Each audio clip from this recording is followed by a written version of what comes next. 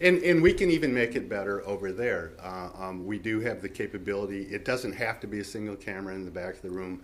We can go over there with 2 cameras, with a laptop, which will get a copy of the PowerPoints, and with a video switcher, and have multiple video sources, so that the output coming out of that meeting is a multi-camera with PowerPoints, either in a box wipe in the corner, a PowerPoint with the box wipe of the presenter, or switching between cameras where one camera is actually getting a microphone passed around in the audience, so that we do get those questions.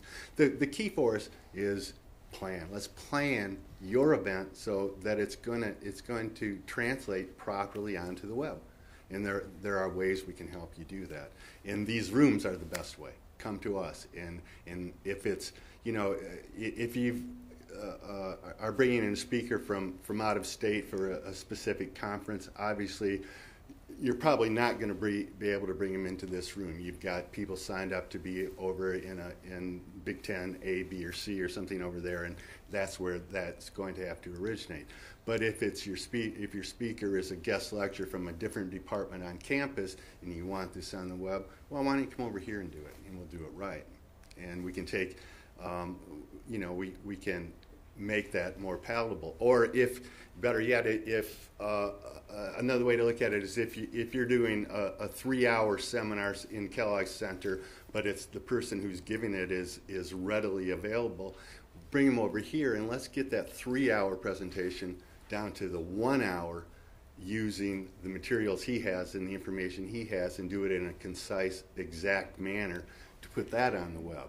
Your audience on the web is different than your audience in the hotel ballroom. They're different people, and you need to approach the material that you're trying to present knowing that that's a different audience. And there are any number of ways in which that is different. Jim asked me earlier, and I don't say this to embarrass you at all, Jim, but Jim asked for a laser pointer for his slides. You notice he used the mouse. Well, this is video. We're not going to see a laser pointer on that video, right?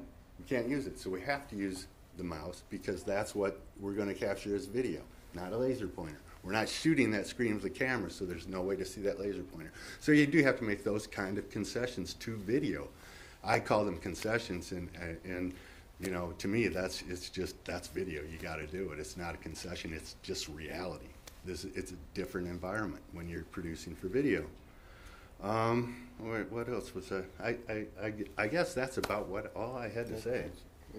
But I'm passionate. Jim was passionate about accessibility, and I'm passionate about production standards. I'm passionate about that. And I YouTube and all the accessibility doesn't mean anything to me if it's not good video.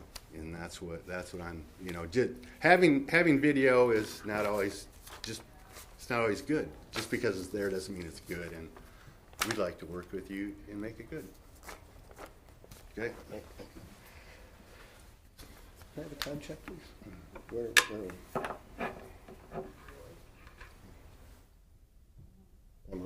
Okay. I'm Bill Richards. I'm with WKAR also. And I'm going to do a little bit of, yes, we have been doing video for a while here. Some of you remember the year 2000. We had been streaming online. We're going to get, there we go. State of the art. Streaming was new. We started streaming video in 1999. And when the MSU basketball team won the 2000 championship, that's put their welcoming parade online as a live stream. And this is it, state of the art, 120 by 90 pixels. This was streamed just fine over a 56K modem. It's streaming at 33 kilobytes per second, I think. And we had our real server that could serve 400 streams, and after we went live, about 5 minutes, we got all these calls. Our switchboard lit up because we couldn't sign onto the stream. Well, we couldn't sign onto the stream because all of our 400 allowed connections were gone in 5 minutes. And it was an exciting time, but that's what video looked like back then, and we were all very thrilled about it.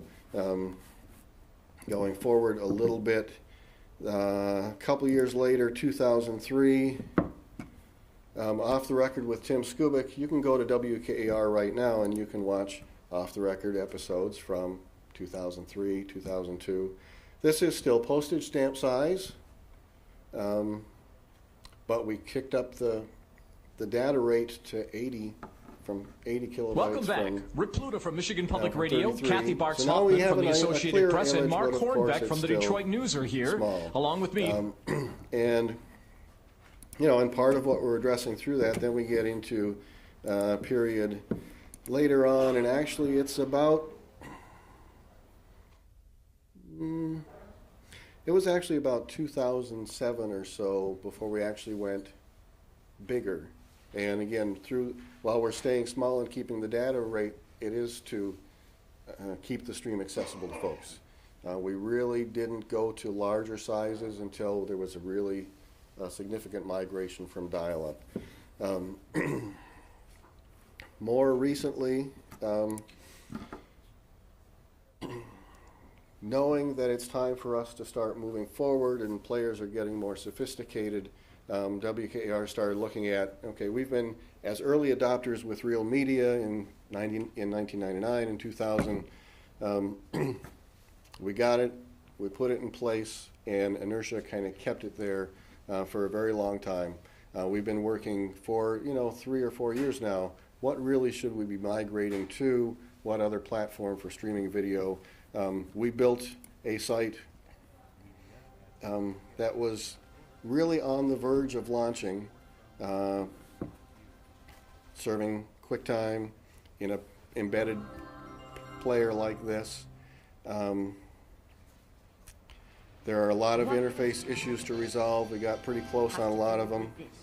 And then we found out that there was something better that was coming along. As partners with Public Broadcasting System, there was something new coming from PBS, and when we saw that coming, we said, oh, okay, what we really want to do is kind of hold off on our own development and wait and play with the tool that PBS is bringing along.